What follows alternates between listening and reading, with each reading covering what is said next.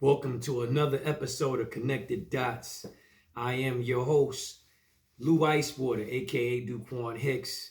You know what I mean? Let's get it in. As you see, I'm rocking the sweater, the hoodie, I should say. Yes, this hoodie sometimes symbolize how I could be sometimes. Yeah, I could be a petty dude when it comes to certain things. People who know me know I could be really, really petty. So if you're petty out there like me at certain things, raise your hand. I'm petty. Nah, but anyway, let's get to the show. First, I want to know, why do we always look for reparations? We never received them. We're never going to get them. We've been on this planet for a long time and we're never going to get them. Let's stop waiting for a handout. Oh, look what they're doing for the immigrants. Oh, look at what they're doing with the other people. So what? Stop worrying about what the other people is getting and go out here and get it yourself. We ain't never had nothing handed to us. We had to work for every inch, scrap, whatever we had to do to make it in this world. So what makes you think it's going to change now? Why do we always, as a race, have to look for something, look for somebody to give us something?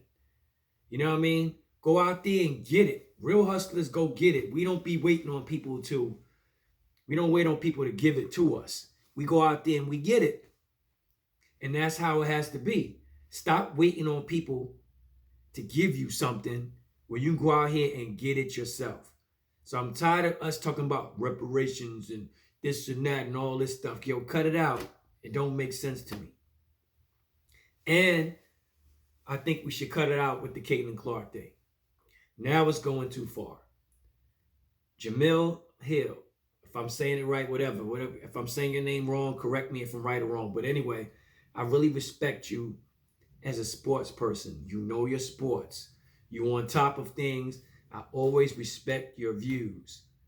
But this comment, I don't respect. Because I feel like you're taking it too far.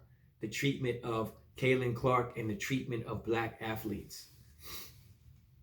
Like I said before, and I say it again, we have to be better. We have to do things twice and three times better in order to get our respect because of our skin, of our color. You know, the color of our skin. You already know that. So this is nothing new. She has brought revenue to the game. She has brought more people to the game because she has a sweet jump shot. She's the Steph Curry of women's basketball right now. I'm not saying she's the best, but she brings a talent that is different from anybody else that's ever played the game. Respect that.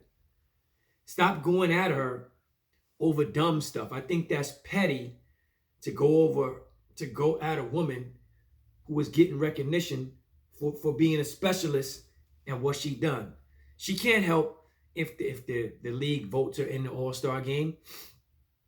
She can't help if she has a wet jump shot. She can't help it. So my thing is, black women who hating on her, black athletes, black people in general, stop it. Stop the hate on Catlin Clark. Stop it. It don't make sense. Let the girl play. We playing basketball here. We ain't at the prom.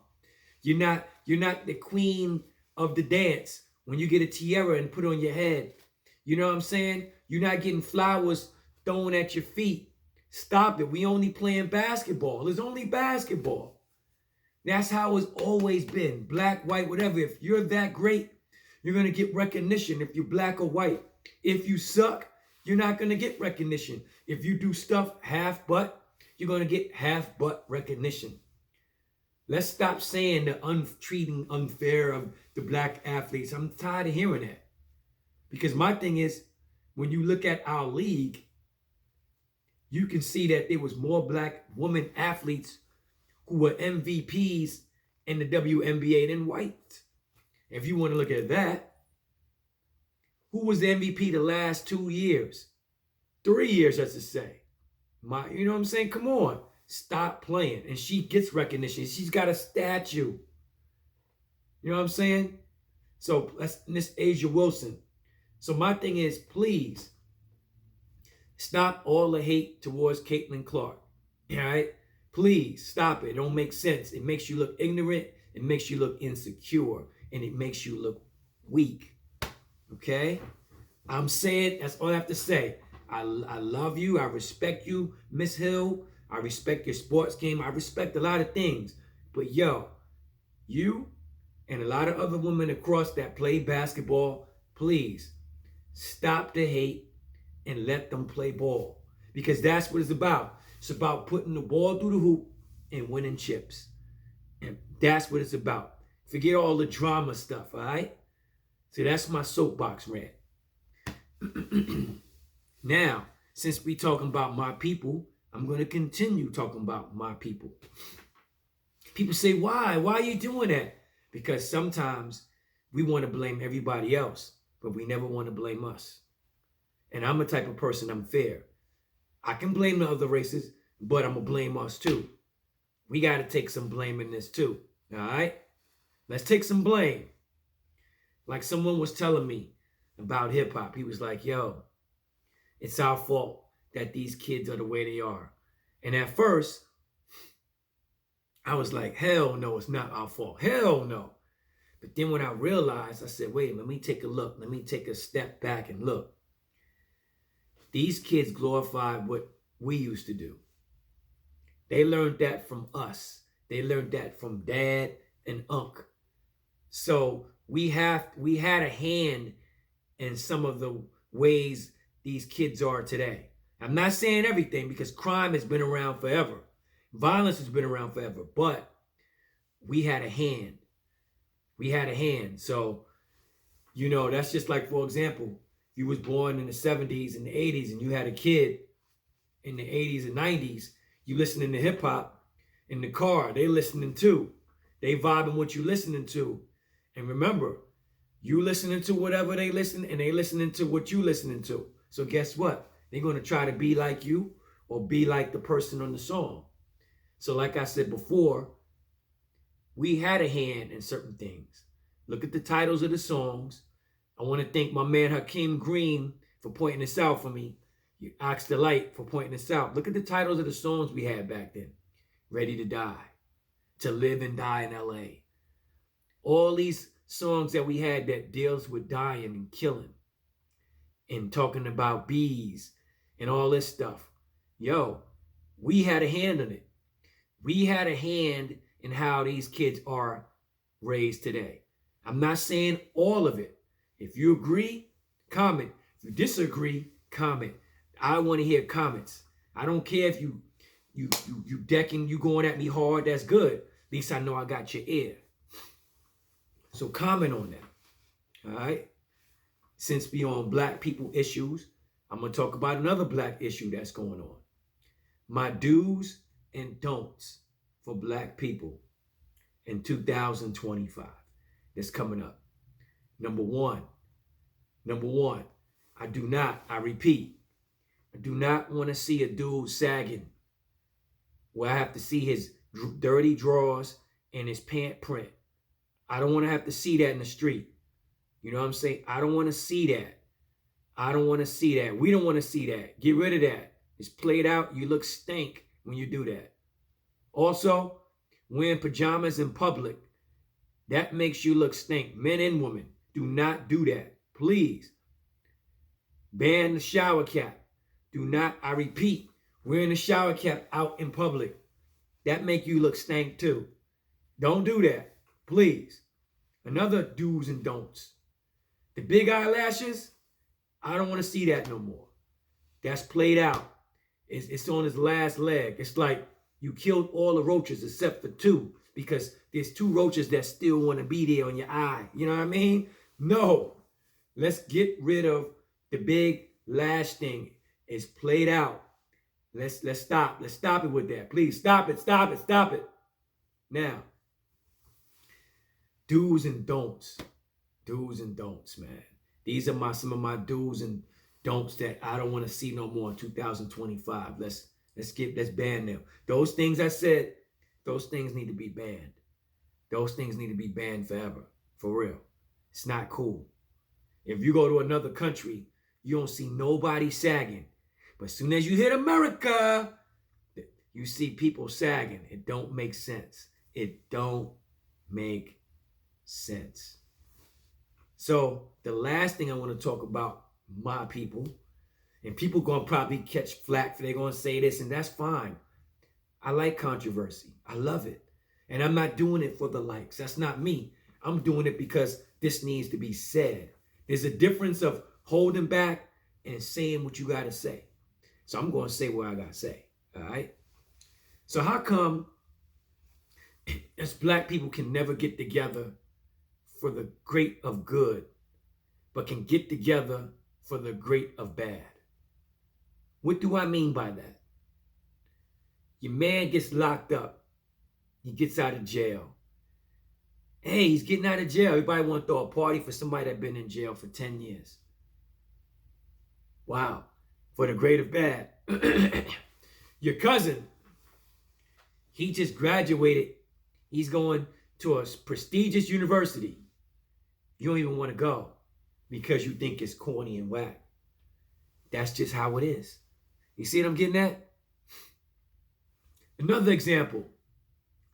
Let's say I'm starting a business and I'm talking to 50 black people that I know. Yo, we ain't start a business and I need $30 a piece from you guys to invest. How many people you think out of that 50 is going to give me $30 to invest? But if I say, yo, I'm having a party at my house, it's going to be girls there, drinks, whatever, come on through. Everybody and their mama going to come through because it's a party. Why do we feel like we have to be reimbursed in order to do something for someone? Why we just can't do something for someone without expecting something back? Why do we always have to expect something back? And the reason why I'm bringing this up because I used to be that way. I used to be that guy that if I gave you something out of love, I'd be like, yo, I want it back. Now I don't do that. Now it's more like, you know what I'm saying? I pick and choose, and I'm learning how to not do that. I'm learning how to, you know, be different. And as you get older, you're supposed to be different. You're supposed to grow as a better man, a better person. You know what I'm saying? So why do we do that? Why do we always respect something in return? If I'm asking you, yo, I'm going to start a business, you'd be like, yo, I want interest. Why you always got to want something? Why you can't be like, you know what? I believe in your dream. Here you go, yo. Good luck. That's why we can't make it. We can't make it because trust issues, number one. We don't trust each other when it comes to money or business or anything. And two, we don't know how to build with each other. Instead of building with each other to rise as one, you keep looking at the other man on the side eye like, I don't want that dude passing me. I don't want him to pass me. Freak that. I ain't giving him my last. Why are we like that? Because of slavery? It's because of what we've been through. We always had to fight for stuff. But my thing is, if we always had to fight for stuff and we making it and surviving, why we can't do it together? That's all I'm saying as a people, as a race. This is the only race that don't stick together. The only time we stick together, if the cops beat one of us up, if one of our kids get killed weirdly, or a funeral, or a party. But we can't come together for something that's positive. How do we change that narrative? That is the question I'm going to leave before I get off of here, America. How do we change the narrative of coming together without something negative happen? How can we stay positive? How can we make our communities grow? How can we come together to build money into our communities? How can we come together to make a bank? How can we come together to make communities in different states so they know, just like the Green Book they had back in the day. If you watch the movie The Green Book, where to go? Why we can't do that? Why? So if you have the answers to that, comment, America, because I want to know. Anyway, this is my my talk like I always do. God bless. One life, one love, one Lou. Peace, baby. One.